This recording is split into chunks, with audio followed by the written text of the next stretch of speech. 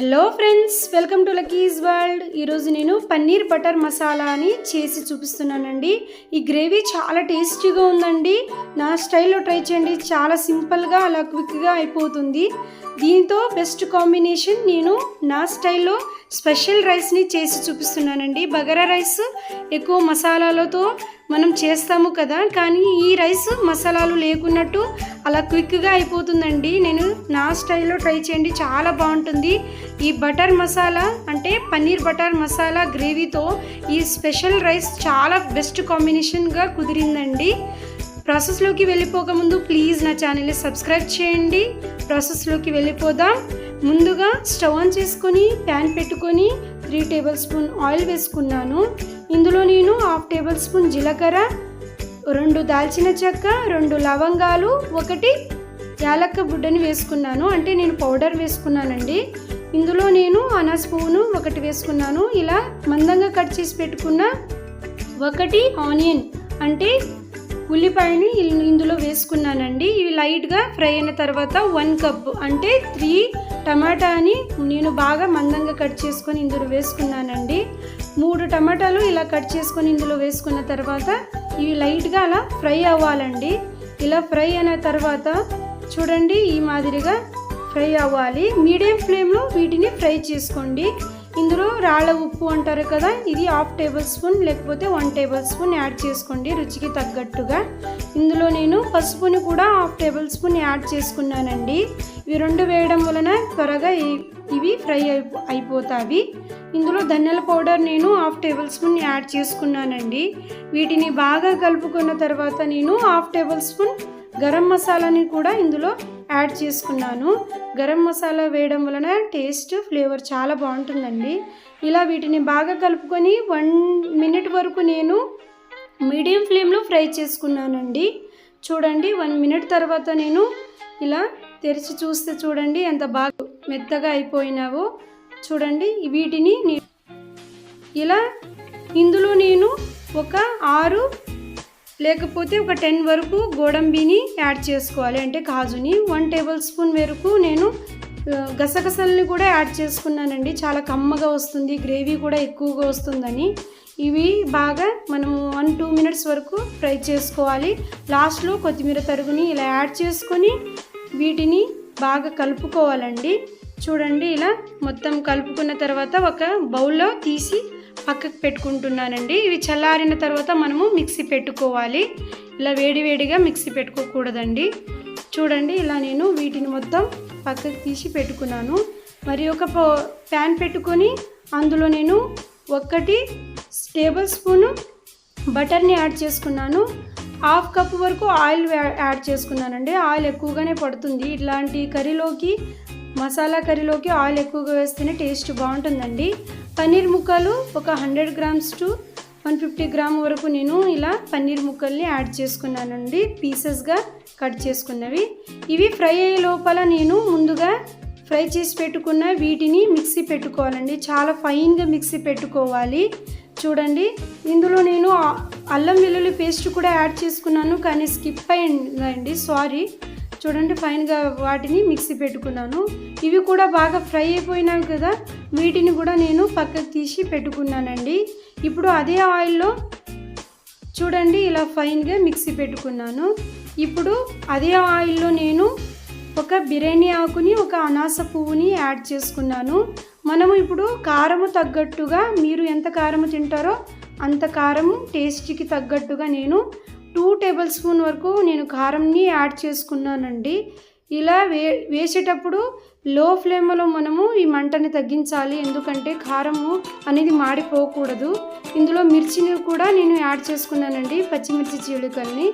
ఇలా వేసిన వెంటనే నేను మిక్సీ పెట్టుకున్న ఫైన్గా మిక్సీ పెట్టుకున్న పేస్ట్ని కూడా ఇందులో యాడ్ చేసుకునేటప్పుడు జాగ్రత్తగా వేయండి, ఆయిల్ అనేది పైకి చిల్లిపోతుంది కనుక.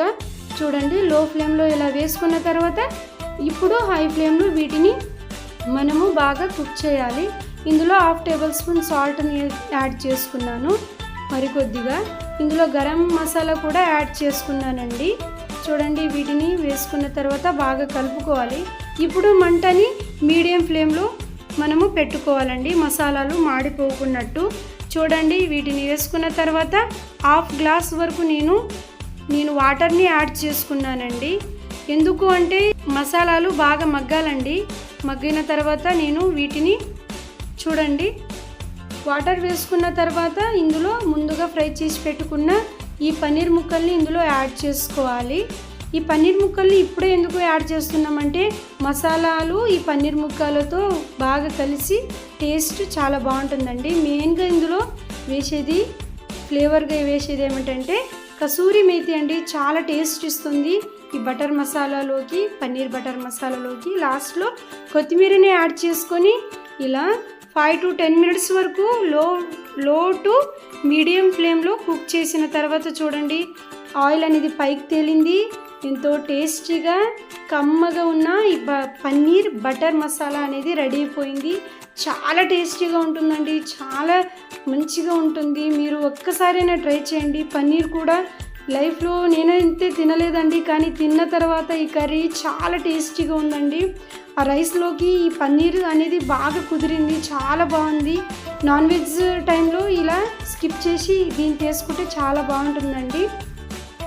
చూడండి నేను ఈ స్పెషల్ రైస్లోకి నేను ముందుగానే 2 టమాటాలని 5 minutes వరకు ఇలా కుక్ చేసి స్కిన్ అనేది తీసి పెట్టుకున్నాను. రైస్ అంటే బాస్మతి రైస్ని వాడానండి. 1.5 కప్ గ్లాస్ వరకు నేను రైస్ని యాడ్ చేసుకొని బాగా కడుక్కొని నానబెట్టుకోవాలి.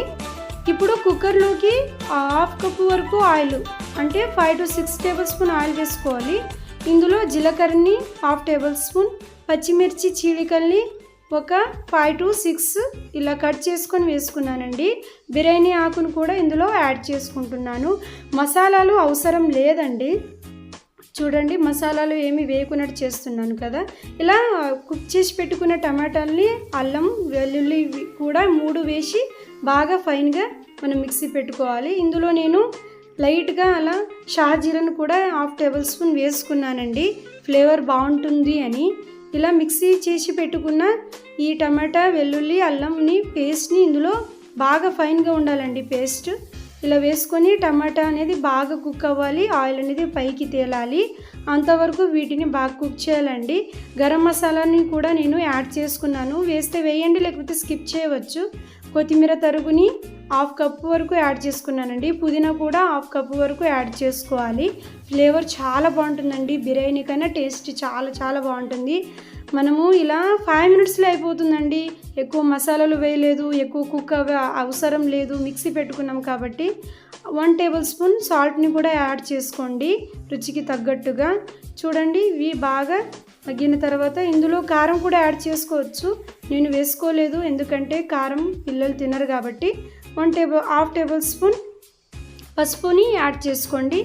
ఇందులో నేను 1.5 బాస్మతి రైస్కి నేను 2 glasses వాటర్ని యాడ్ చేసుకున్నానండి.